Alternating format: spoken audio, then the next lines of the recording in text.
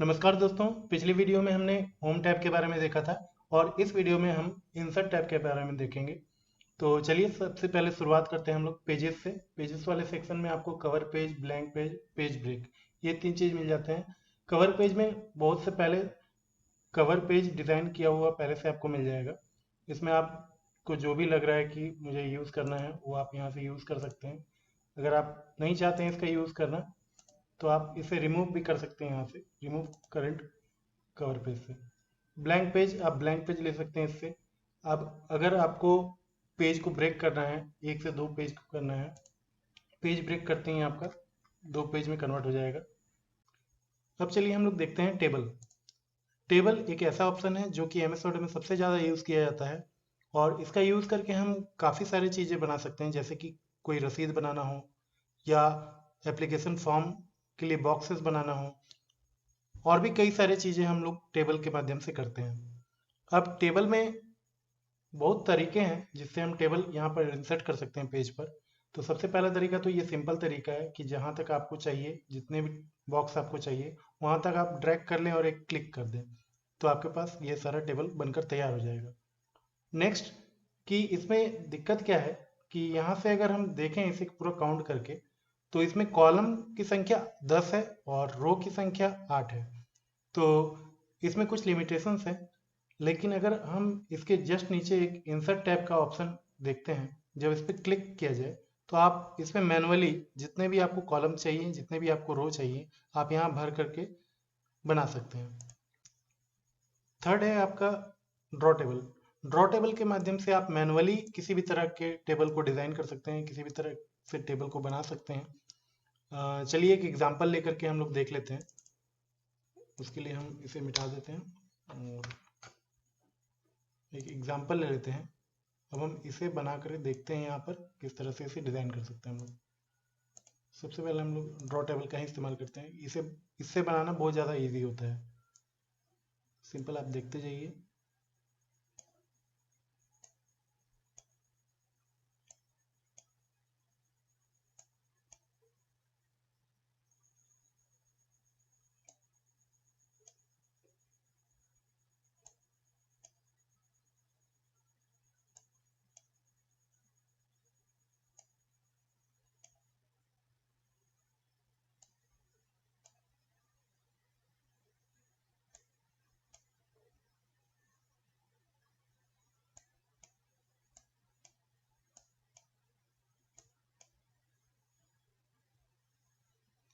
तो देखिए दोस्तों, इसे बनाने में बहुत कम समय लगा और इस फॉर्मेट को तैयार होने में बहुत ज़्यादा इजी पड़ा हमें ड्रॉ टेबल का यूज़ करके।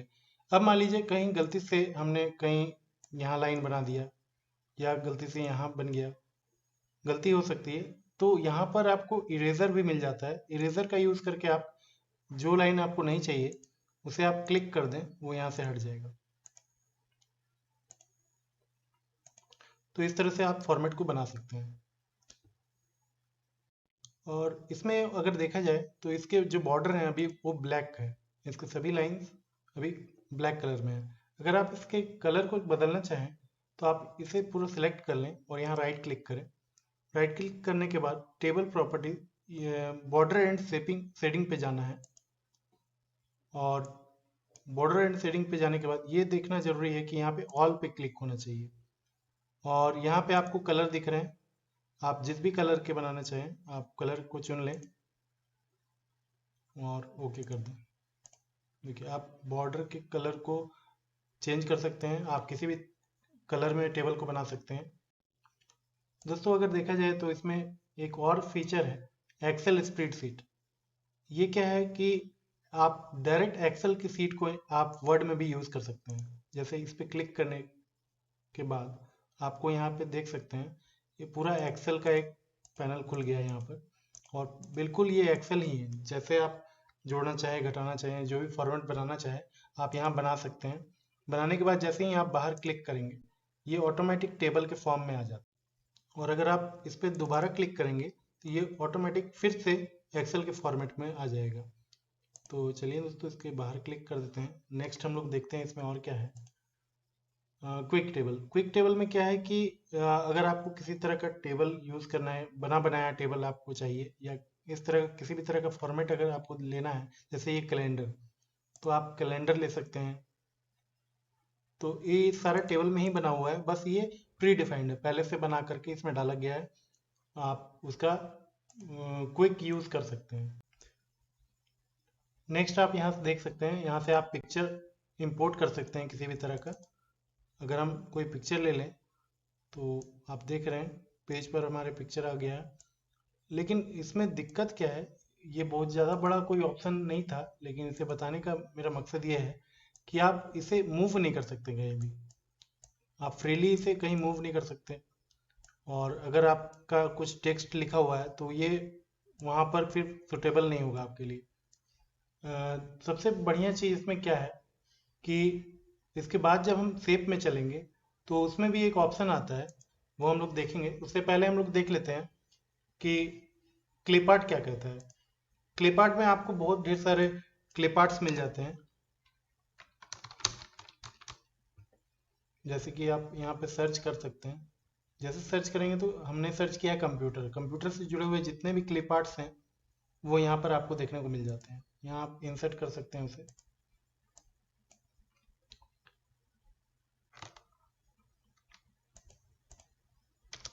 और अगर हम बात करें शेप्स का, तो अभी हम जो बात कर रहे थे इमेज को लेकर के, जैसे ये इमेज ले लिया हमने, इसे हम छोटा बड़ा कर सकते हैं लेकिन इसे फ्रीली मूव नहीं करा सकते कहीं भी।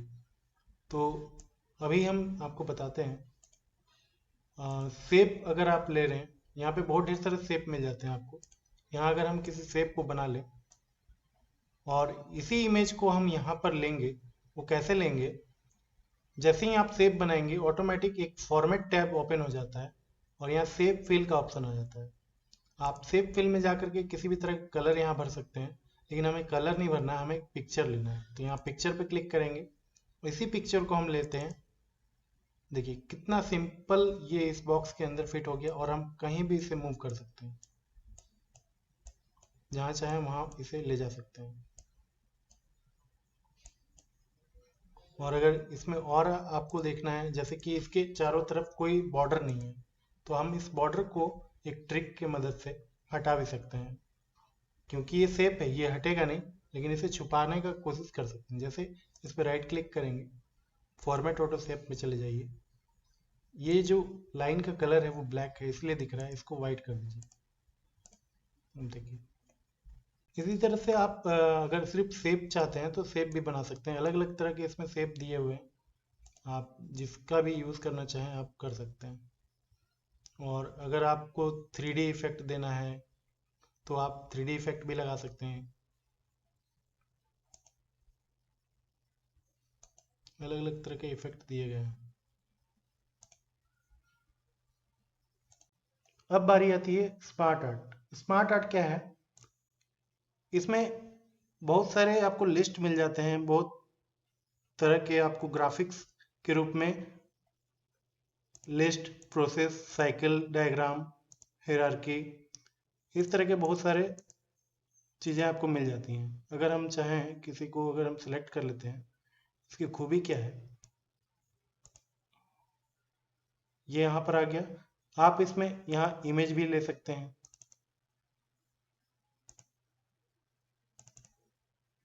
आप यहाँ टेक्स्ट भी लिख सकते हैं, और इसमें टेक्स्ट लिखने का फ़ायदा ये है कि आप कितना भी बड़ा इसमें नाम लिखें वो ऑटोमेटिक एडजस्ट करेगा इसे।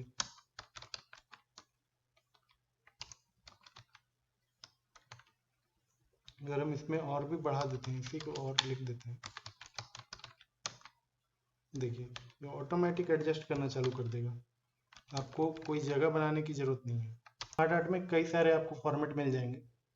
अगर आपको किसी साइकिल डायग्राम में किसी चीज़ को बताना हो इस तरह से, या फिर और भी बहुत सारी चीज़ें यहाँ पे।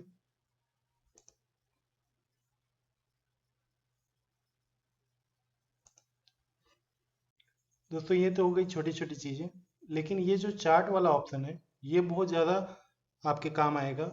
और इसमें क्या है, आप जैसे चार्ट पर क्लिक करेंगे आपको ग्राफ के रूप में बहुत से फॉर्मेट मिल जाते हैं। आप इस पे ग्राफ बना सकते हैं, इस पे पाई चार्ट बना सकते हैं आप। बहुत ढेर सारे इसमें अलग अलग तरह के प्रोफेशनल ग्राफ आपको देखने को मिल जाएंगे। जैसे कि हम लोग कोई एक चुन लेते हैं, इसे ही पहला वाला को चुन लेते हैं हम लोग। जैसे आप ओके करेंगे तो आप देख रहे हैं कि एक तरफ वर्ड और एक तरफ एक्सेल, दोनों लिस्ट खुल चुका है। ऐसा नहीं कि हमने एक्सेल अलग से खोला है, इसके साथ कनेक्टेड है। आप यहाँ देख पा रहे हैं कैटेगरी 1, तो आपको यहाँ भी कैटेगरी 1 देखने को मिलेगा। कैटेगरी 2 तो आप यहाँ भी देख पा रहे हैं। और सीरीज 1, सीरीज 2 और सीरीज 3, ये सीरीज 1, सीरीज 2, सीरीज 3, ये अलग अलग कलर से डिनोट किया जा रहा है इसे। आप यहाँ पे आप चाहें, अगर आपको कोई भी चेंजेस करना है इस ग्राफ में, आप इसमें डाटा को भर सकते हैं। मान लीजिए हम किसी स्टेट का नाम ले लेते हैं।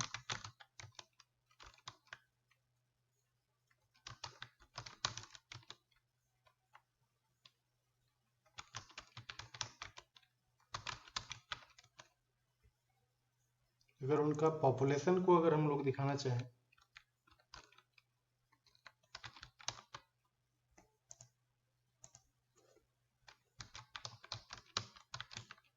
मान लीजिए हम एक ऐसा डाटा बनाते हैं जिसमें पॉपुलेशन, कितना पॉपुलेशन को वैक्सीन लग चुका है और कितना को नहीं लगा है, तो हम इस तरह का एक ग्राफिक रूप में हम दिखा सकते हैं।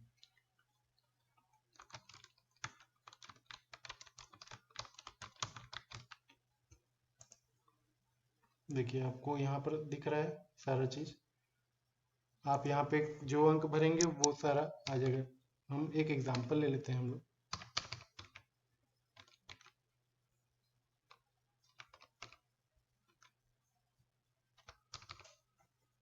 इस तरह से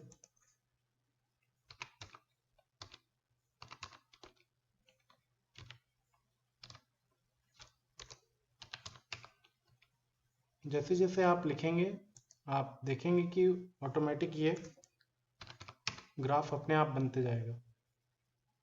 ठीक है।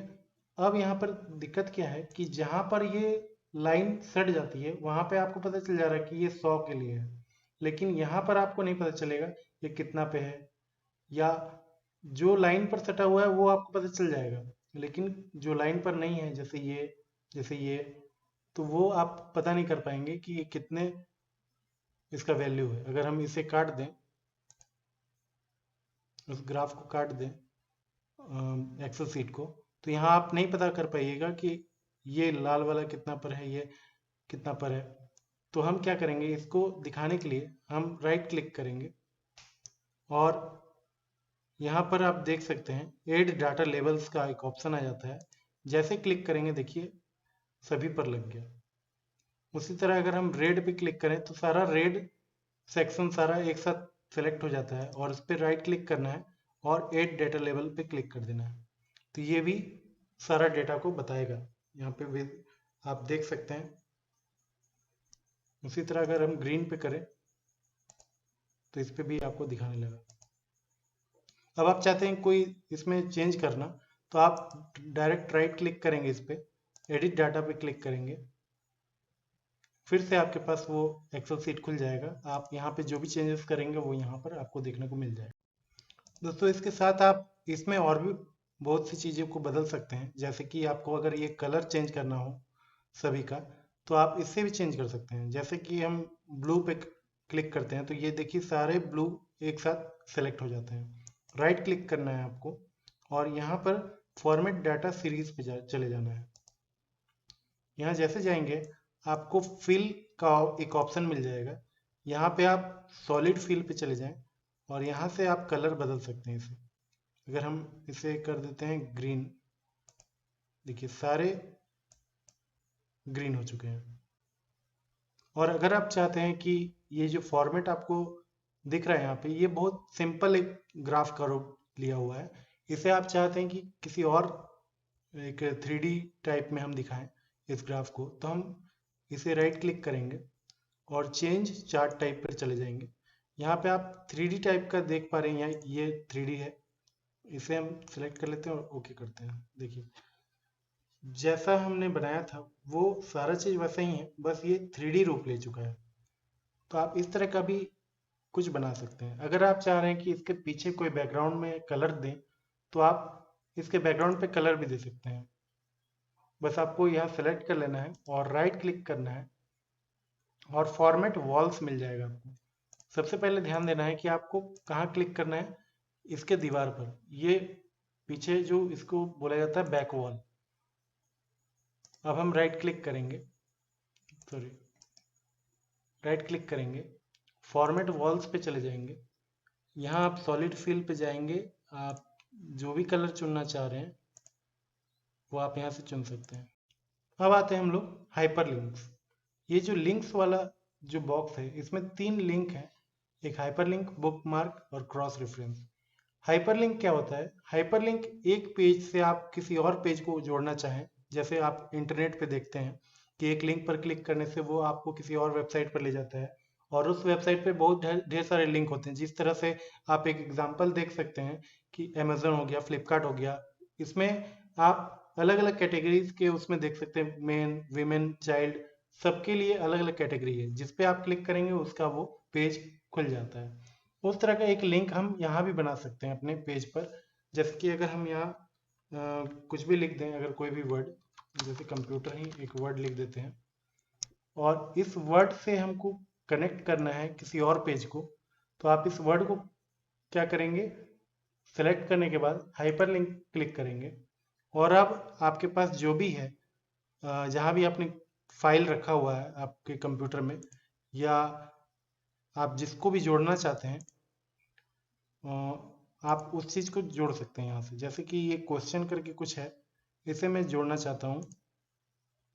जैसे ओके कर दिया हमने, तो देखिए यहाँ पर जब कर्सर लेके जाएंगे तो ये इसका कलर भी चेंज हो चुका है और जब कर्सर लेके जाते हैं तो यहाँ पर लिख रहा है कंट्रोल प्लस क्लिक। तो जैसे ही हम कंट्रोल प्लस क्लिक पे क्लिक करेंगे तो इस तरह का ये ऑप्शन आ जाएगा। देखिए जैसे ही हमने क्लिक किया तो यहाँ क्वेश्चन वाला जो हमने वर्ड इससे कनेक्ट किया था, वर्ड फाइल, वो खुल गया है। अगर हम नया एक फाइल बना करके अभी देख लेते हैं, कोई न्यू फाइल बनाते हैं। अभी न्यू फाइल लेने के लिए, एक नया पेज लेने के लिए कंट्रोल एन प्रेस कर लिया हमने और यहाँ पे हम लोग लिख देते हैं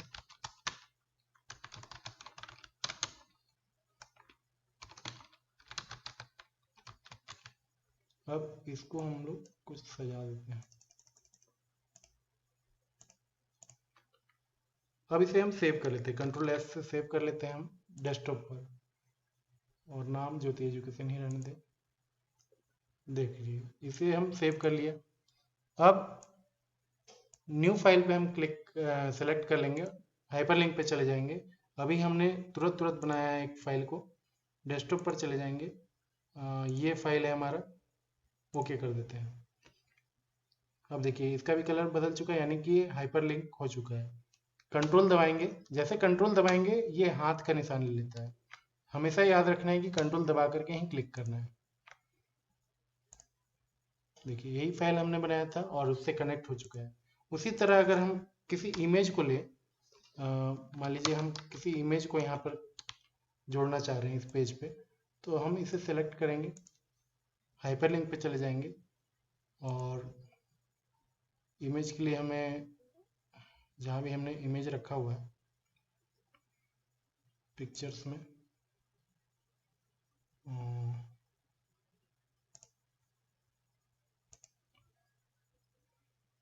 अब देखिए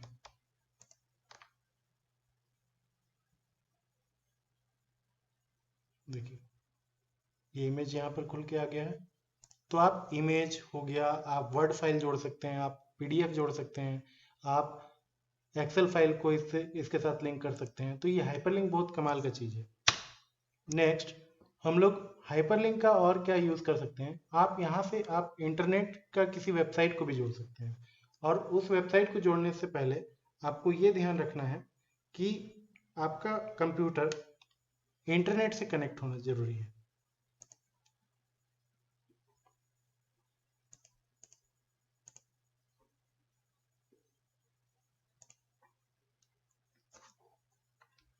तो हम अब यहाँ पर एक गूगल लिखते हैं, हम यहाँ पर हम गूगल को लिंक करेंगे। तो गूगल को लिंक करने से पहले हमें क्या खोलना होगा? क्रोम।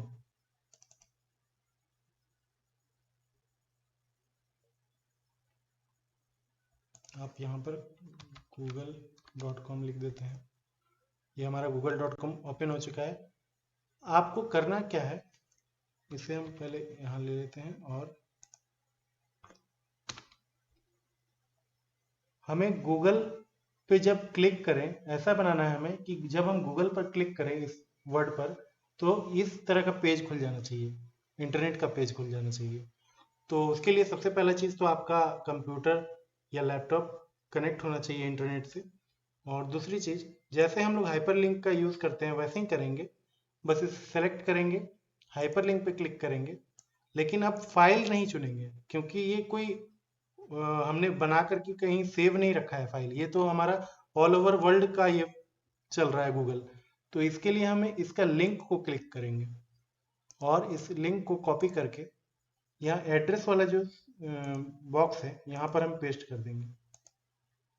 ओके, अब इसे हम काट देते हैं और जब गूगल पे हम जाएंगे और जब क्लिक करते हैं इसे,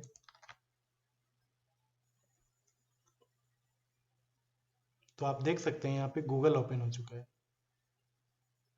ठीक है, तो इस तरह से आप ऑनलाइन किसी वेबसाइट को भी यहाँ से जोड़ सकते हैं, लिंक कर सकते हैं, और भी बहुत कुछ आप यहाँ से लिंक कर सकते हैं। Image, excel, PDF, word, internet का कोई भी वेबसाइट।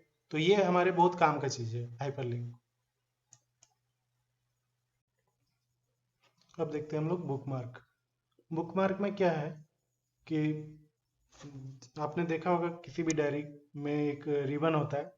उस रिबन के जरिए हम जहाँ लास्ट बार लिख रहे होते हैं वहाँ पे हम डायरेक्ट पहुँच सकते हैं उस रिबन से। तो सेम टू सेम वैसे ही इसमें बुकमार्क भी काम करता है। अगर आपके पास बहुत ज़्यादा बड़ा एक पैराग्राफ है या बहुत ज़्यादा बड़ा फाइल है जिसमें ढेर सारे चीज़ लिखी हुई हैं, जैसे इसे हम कॉपी कर लेते हैं, 2-3 पेज तक कॉपी कर लेते हैं, और मान लीजिए हम पेज नंबर 2 पर यहाँ पढ़ रहे थे और हमें यहीं पे कुछ कारण से बंद करना पड़ा, और हम जब दोबारा आए तो यहीं से हमें देखने को मिल जाए कि हम कहाँ लास्ट बार पढ़ रहे थे, तो हम बुक मार्क लगा के जा सकते हैं। यहाँ लिख देते हैं हम लोग लास्ट रीडिंग, आप कुछ भी लिख सकते हैं, ऐड। अब आप अगर हम क्लिक कर देते हैं यहाँ ऊपर, जब आप पहला बार फिर से दोबारा खोलेंगे तो ये ऑटोमेटिक यहाँ मिलेगा आपको कर्सर। तो बुक मार्क पे जा करके हम क्या करेंगे, लास्ट रीडिंग हमने सेव किया था, सिर्फ गो टू कर देना है। जैसे हम गो टू करेंगे तो अब देख रहे हैं यहाँ पे ब्लिंक करने लगा कर्सर। तो ये हम वहीं पहुंच गए जहां हम लास्ट बार हमने छोड़ा था। अब आते हैं हम लोग क्रॉस रेफरेंस। ये बहुत ज़्यादा इंपॉर्टेंट है। इसके लिए हम क्या करेंगे कि फर्स्ट पेज को पूरा खाली छोड़ देते हैं हम लोग।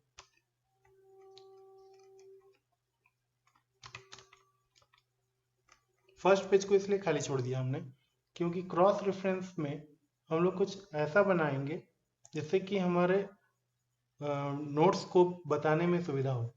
जैसे मान लीजिए कि एक नोट्स बनाया हमने, एक सबसे पहला हेडिंग दे देते हैं कंप्यूटर, और यहाँ पे कोई दूसरा टॉपिक दे देते हैं टाइप्स ऑफ कंप्यूटर।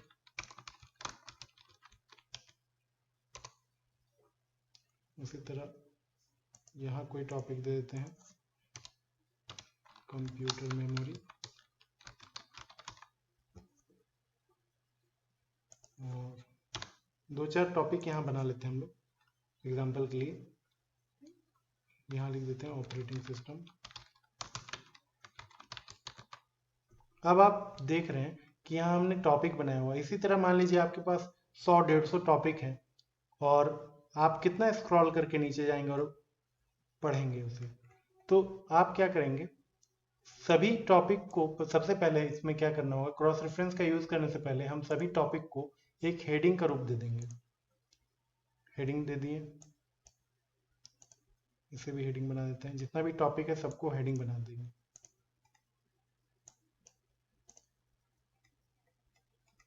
और तो नहीं है।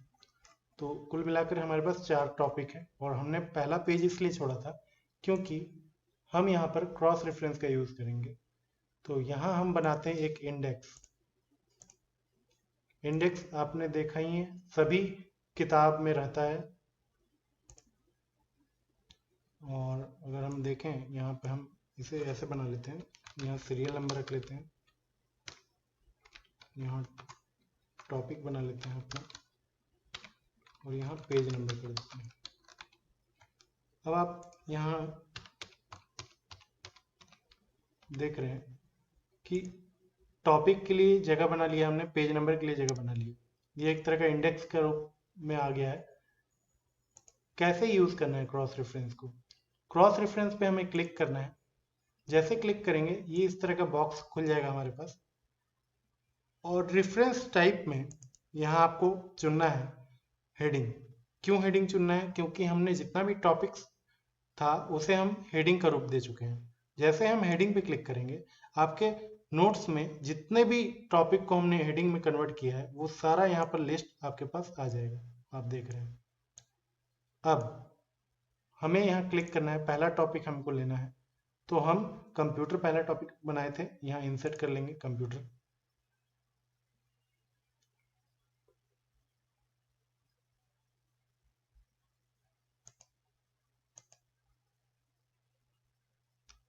और दूसरा टॉपिक हमारा क्या है? टाइप्स ऑफ कंप्यूटर, इसे भी यहाँ इंसर्ट कर लेते हैं।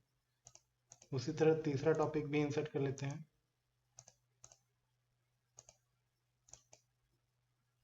अब यहाँ पेज नंबर, तो हमारा सबसे पहला पेज नंबर, तो यहाँ पे हम कंप्यूटर को सिलेक्ट करेंगे क्योंकि टॉपिक मेरा कंप्यूटर है, उसका पेज नंबर लेना है। तो यहाँ सिर्फ हमको क्या चेंज करना है, हेडिंग टेक्स्ट को पेज नंबर में कन्वर्ट कर देना है और इंसर्ट करना है। यहाँ देखिए पेज नंबर 2 में हमारा ये टॉपिक मिलेगा। और टाइप्स ऑफ कंप्यूटर हमारा किस पेज नंबर पे है? तो ये भी 2 पर है। फिर यहाँ पे हम लोग ले लेते हैं कंप्यूटर मेमोरी कितने पेज नंबर पे है? तो ये पेज नंबर 3 पे है। उसी तरह ऑपरेटिंग सिस्टम कितने पेज नंबर पे है? तो यहाँ वो भी 3 पर है। ये सारा काम हो जाने के बाद अब आप सोच रहे होंगे तो ये तो बहुत सिंपल सा चीज़ है, ये टेबल पे भी हम लोग बना सकते थे, लेकिन ये क्या खूबी है इसमें वो देखने के लिए यहाँ पर आप जब कर्सर को ले जाएंगे कंप्यूटर पर, तो आप देख रहे हैं, आपको याद होगा कि इस तरह का बॉक्स कब बनता है? जब हम किसी को लिंक करते हैं, हाइपर लिंक। तो यहाँ पे जब हम इंसर्ट करवा रहे थे सारा टॉपिक को, तो ये खुद ऑटोमेटिक लिंक भी बना रहा था उसके साथ। अब इसका फायदा क्या है कि अगर हमारा टॉपिक ऑपरेटिंग सिस्टम पढ़ना है तो हम ऐसा स्क्रॉल किए बिना उसी टॉपिक पे पहुंच सकते हैं जो टॉपिक हम पढ़ाना चाहते हैं या पढ़ना चाहते हैं।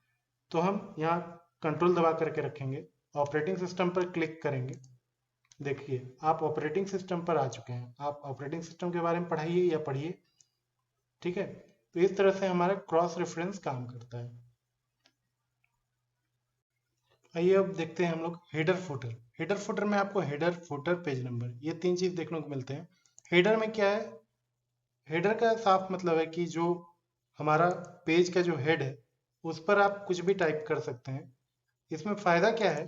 जैसे कि हम लोग यहाँ पे अगर कुछ लिख दें,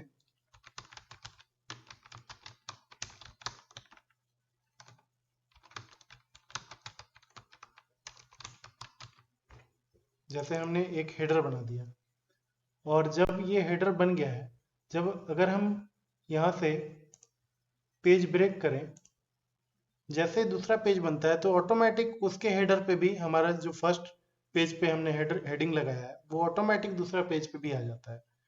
तो ये कब जरूरत पड़ता है? जब कोई, आपने बुक देखा होगा, बुक में हर पेज पर उनका नाम लिखा रहता है, तो उस समय इस तरह का अगर कुछ काम है तो हम लोग हेडर सेट कर देंगे, और बार बार आपको हेडिंग पे आपको लिखने की जरूरत नहीं, एक बार आपने सेट कर दिया वो सारा पेज पर ऑटोमेटिक जाएगा। ठीक उसी तरह फुटर में भी आप उसी तरह का काम कर सकते हैं। आप यहाँ से फुटर में ले सकते हैं, देखिए सब में ऑटोमेटिक चले जाएगा। ये पेज नंबर 1 भी कर दिया, ये ऑटोमेटिक पेज नंबर 2 भी हो गया। आप जो भी फर्स्ट में लिखेंगे वो ऑटोमेटिक सभी में चले जाएगा। देखिए अगर हम यहाँ पे लिख दें,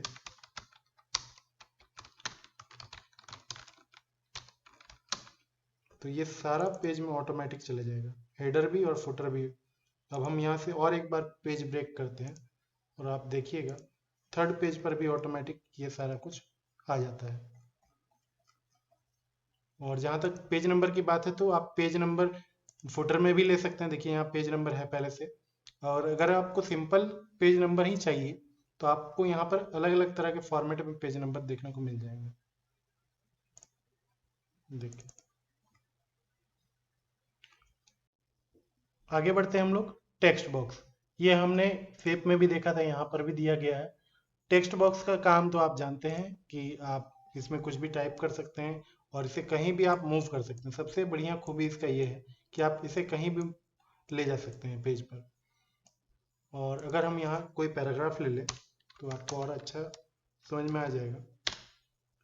और इसका खास करके आपने देखा होगा साइंस के बुक में डू यू नो या डिड यू नो करके बहुत सा बना रहता है, छोटा छोटा फैक्ट्स। तो आप यहाँ पर देख सकते हैं इसी तरह से वो बनाया जाता है। आप कहीं भी ले जा करके इसे सेट कर सकते हैं। दूसरा चीज, आप इस पर यहाँ फॉर्मेटिंग भी कर सकते हैं। आप इससे कलर भी भर सकते हैं इसमें अलग अलग तरह से। आप चाहें तो इसे और बढ़िया दिखा सकते हैं। अलग अलग फॉर्मेट आप यहाँ पे इसका बना सकते हैं जैसे चाहें। काफ़ी सारे फॉर्मेट इस पे दिए गए रहते हैं टेक्स्ट बॉक्स का। नेक्स्ट हम लोग देखते हैं क्विक पार्ट। हाँ दोस्तों, ये क्विक पार्ट बहुत ज़्यादा इंपॉर्टेंट है इसमें। जैसा कि हमने एक चार्ट देखा, क्रॉस रेफरेंस देखा, ये सारे बहुत इंपॉर्टेंट चीज़ हैं। और क्विक पार्ट भी उसी में आता है। क्विक पार्ट कहने का मतलब कि आप किसी भी काम को बहुत जल्दी करना चाहें। जैसे कि हम लोग अगर एक एग्जांपल लें, मान लीजिए हमने एक ऐसा चीज़ बनाया है, इस पर हमने कुछ लिख दिया।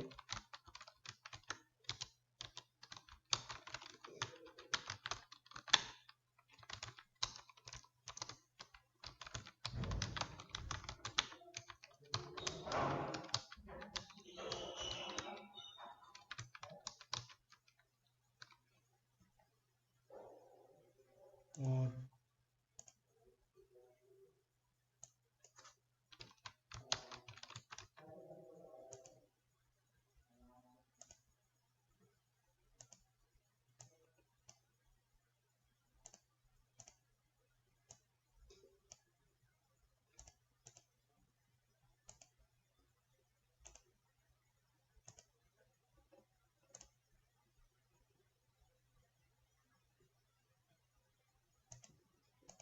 देखिए दोस्तों, हमने इसमें बहुत ढेर सारे काम किए और हम चाहते हैं हमारे नोट्स में ये इसका हम बार बार यूज़ करें और भी कई जगह पे इसका यूज़ करें।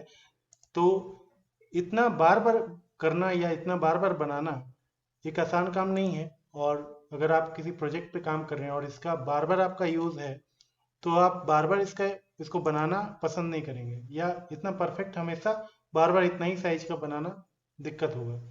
तो अब क्या है, क्विक पार्ट इसमें एक भूमिका निभाता है कि आप इसे क्लिक कर लें पूरा और क्विक पार्ट पे जाए और यहाँ save selection to quick part gallery कि आप जो सेलेक्ट किए हैं पेज पर उसे आप क्विक पार्ट गैलरी में सेव करना चाह रहे हैं।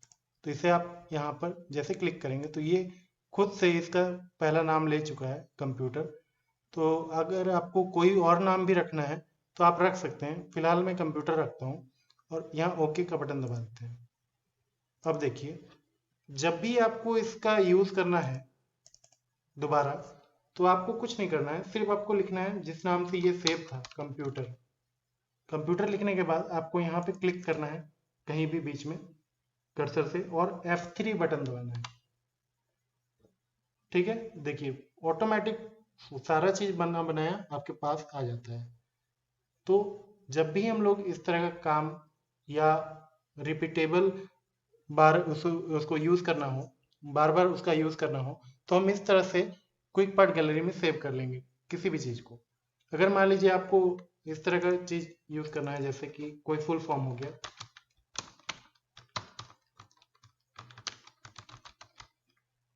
तो आप इस फुल फॉर्म को सेलेक्ट कर लें और क्विक पार्ट गैलरी में सेव कर लें।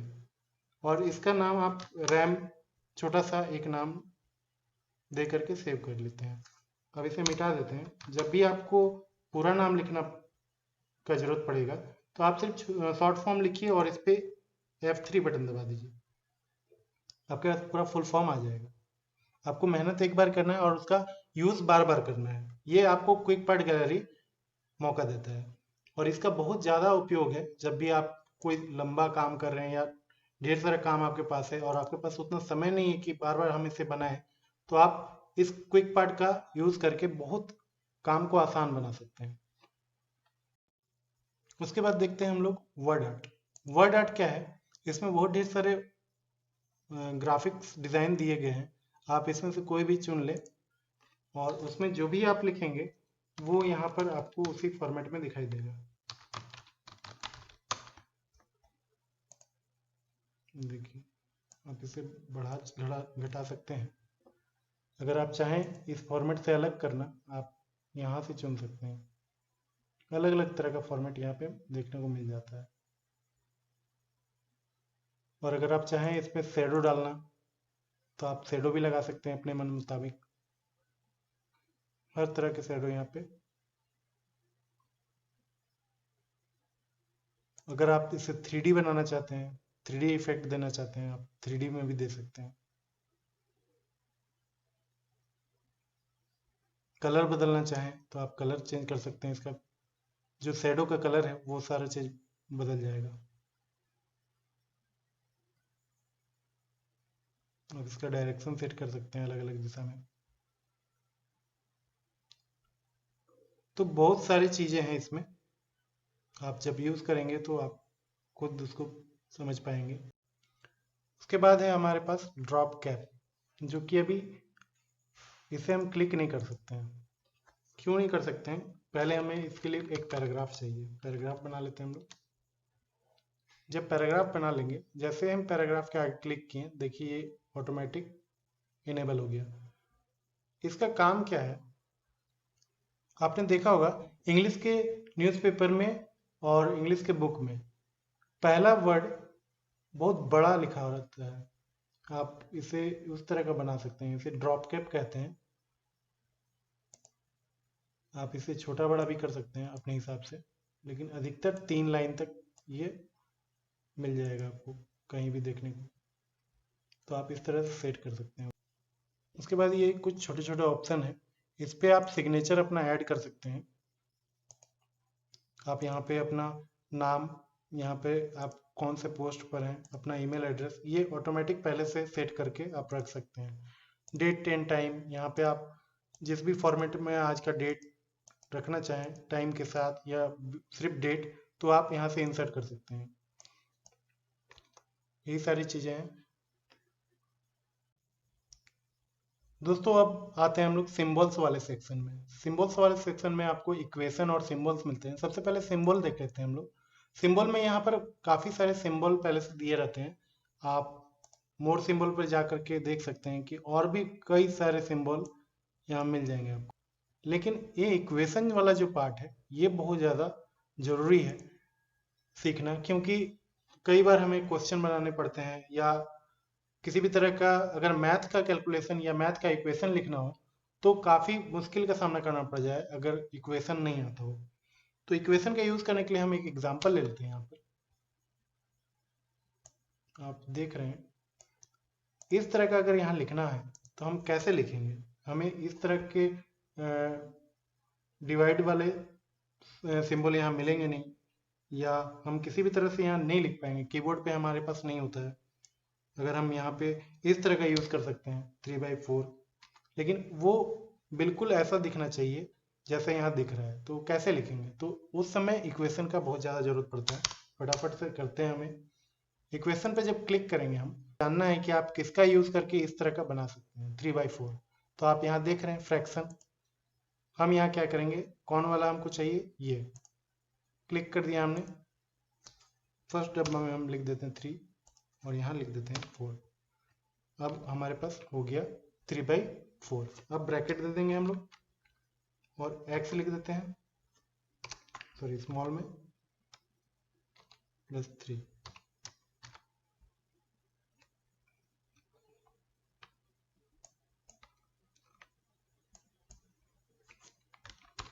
ये इक्वेशन में और भी कई इक्वेशंस आते हैं, जैसे कि आप इक्वेशन में जाएंगे तो यहाँ पे आपको देख सकते हैं, आप स्क्रिप्ट का यूज़ कर सकते हैं। अगर आपको क्यूब रूट लिखना होगा तो यहाँ पे आप इसका यूज़ कर सकते हैं। आप यहाँ पे लिख दीजिए 512, यहाँ पे आप क्यूब रूट का इस्तेमाल कर सकते हैं। अगर आपको और भी कुछ अलग चीज़ लिखना है, यहाँ पे काफ़ी सारे इक्वेशन हैं। अगर आपको इंटीग्रेशन में कुछ लिखना है, अगर आपको सिग्मा का यूज़ करके कुछ लिखना है, ब्रैकेट्स, ढेर सारे ब्रैकेट्स का यूज़ करना है, साइन थीटा कॉस थीटा, काफ़ी सारे इसमें दिए गए हैं, मैट्रिक्स तक दिए गए हैं। आप मैट्रिक्स का भी यूज़ कर सकते हैं और बिल्कुल मैथ का सारा इक्वेशन आप यहाँ पे बना सकते हैं। तो ये बहुत ज़्यादा फायदेमंद है, आप इसका यूज़ ज़रूर करें और कभी ना कभी आपको इसका यूज़ ज़रूर पड़ेगा ही। आप डिग्री फ़ारेनहाइट, डिग्री सेल्सियस, ये सब आपको कीबोर्ड पर कभी देखने को नहीं मिलेगा, लेकिन यहाँ पर अगर आप इक्वेशन को जानते हैं तो आप कुछ भी बना सकते हैं, मैथ से जुड़ा हुआ, आप केमिस्ट्री से जुड़ा हुआ, कुछ भी। आशा करता हूँ इसमें कुछ ना कुछ नया आपको सीखने को ज़रूर मिला होगा। तो मिलते हैं नेक्स्ट वीडियो में, तब तक के लिए जय हिंद।